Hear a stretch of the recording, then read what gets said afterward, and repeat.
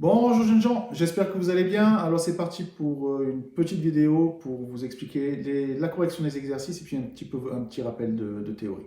Donc on est en train de traiter un chapitre de cinématique qui s'appelle la chute libre. Donc dans les corps, dans le cas des corps en chute libre, c'est des corps qui ne subissent qu'une seule force, c'est leur force de pesanteur. Par exemple ce dé est en chute libre quand il ne subit que sa force de pesanteur, c'est-à-dire quand je le lâche et qu'on ne tient pas compte des forces de frottement, là il subit que sa force de pesanteur et ce corps est en chute libre. La même chose pour cette balle de gomme là.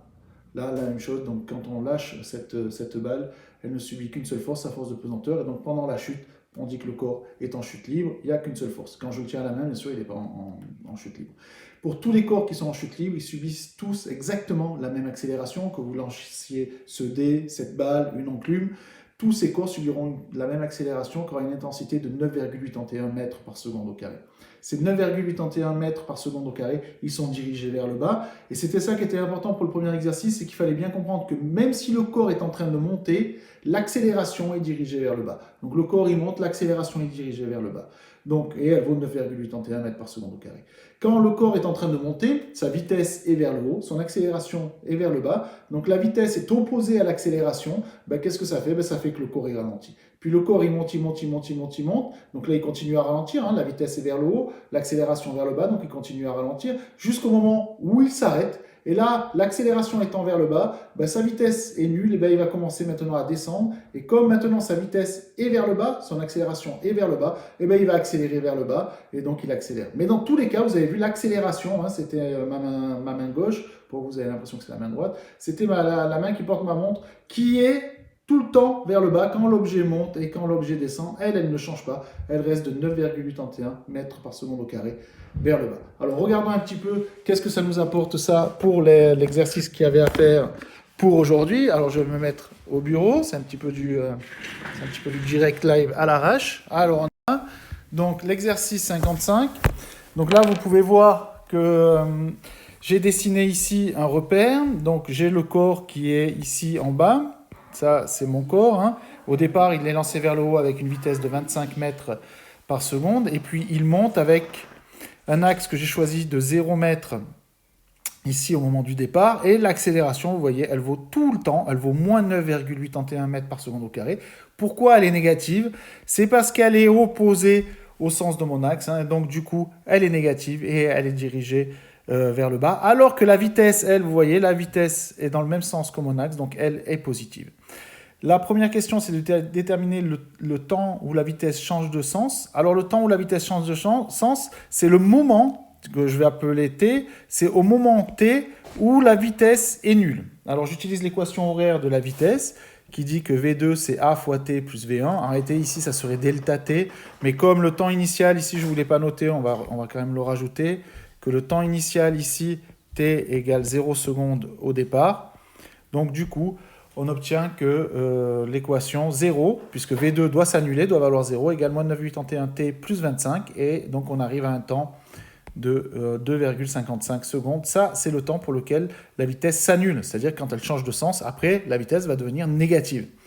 La deuxième question, il faut déterminer la hauteur. Il y a plusieurs méthodes. Soit vous passez par la vitesse moyenne qui vaut 12,5 mètres par seconde, hein, 0 plus 25 sur 2. Soit là, j'ai préféré utiliser la grosse équation des MRUA, hein, équation horaire des MRUA. Et puis là, avec cette équation-là, on remplace tous les termes que l'on connaît. L'accélération qui vaut moins 9,81. Le temps qu'on connaît, 2,55 secondes, puisque c'est le temps au moment où la vitesse s'annule.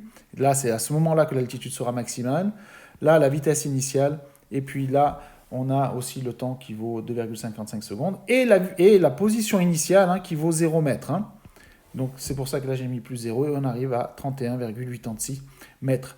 C'est la méthode un petit peu générale quand on cherche l'altitude maximale atteinte par un objet. On cherche le moment où sa vitesse vaut 0. Et quand on a cette durée, ce temps, eh ben on peut calculer la position. C'est vraiment la méthode générale pour calculer la hauteur maximale atteinte par un corps qui est lancé vers le haut.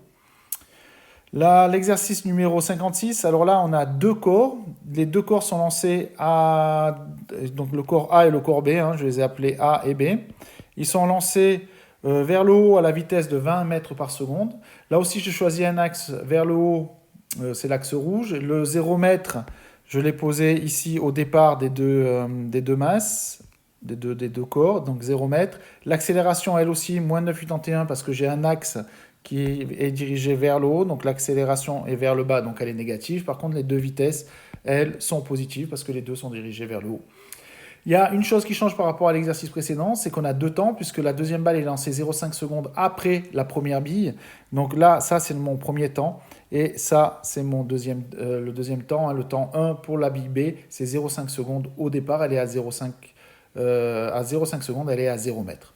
Et donc, on obtient les équations suivantes. Je réutilise la grande équation horaire de la position, mais là, je suis obligé d'utiliser T2 et T1, particulièrement pour la bille B, parce que T1 n'est pas nul, donc on est obligé de l'utiliser comme cela. Donc l'équation horaire de la bille A, l'accélération c'est moins 9,8 en T1, le temps T1 vaut 0, du coup c'est pour ça que j'ai directement ce T. Pour la deuxième, la vitesse c'est 20, enfin non, toujours pour la bille A, pardon, la vitesse c'est 20, le temps T1 vaut toujours 0, et la position initiale vaut 0, donc on obtient cela. Pour la bille B, c'est plus compliqué parce que T1 vaut 0,5. Donc là, à chaque fois que j'ai T1, je vais devoir rajouter 0,5 en prenant X1 qui vaut 0 mètre. Hein. Autant T1 à 0,5 secondes, la bille B est bien à 0 mètre. C'est pour ça que là, j'ai ce plus 0 hein, que je n'ai pas écrit. Ok, et donc du coup, on obtient ces deux équations-là.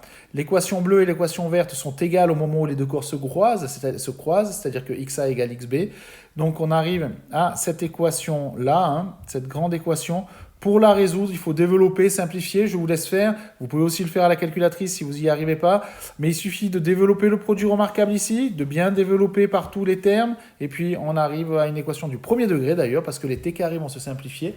Et donc ensuite, on arrive à un temps qui vaut 2,29 secondes. Et je crois que c'était la seule question. Combien de temps? Oui. Donc c'est au bout de 2,29 secondes, les deux corps vont se croiser. La dernière chose, c'était qu'il fallait illustrer ça dans un système d'axes où là, j'ai la position X et là, j'ai le temps. Donc, la bille A, ça suit une parabole, hein, donc c'est la bleue. Et la bille B, elle part ici à 0,5 secondes. On a exactement les mêmes courbes. Pourquoi on a les mêmes courbes? Parce qu'on a les mêmes vitesses initiales. Du coup, on a exactement les mêmes courbes qui sont juste décalées de 0,5 secondes l'une par rapport à l'autre. Et puis là, le point de croisement, ce point-là, correspond à 2,29 secondes. Vous retrouvez toute cette correction, je l'ai mise ici dans la partie cinématique, et puis c'est le dernier chapitre, ici, hein, le 10, l'exercice 55-56, page 29. Voilà, j'espère que ça vous a aidé, et à bientôt.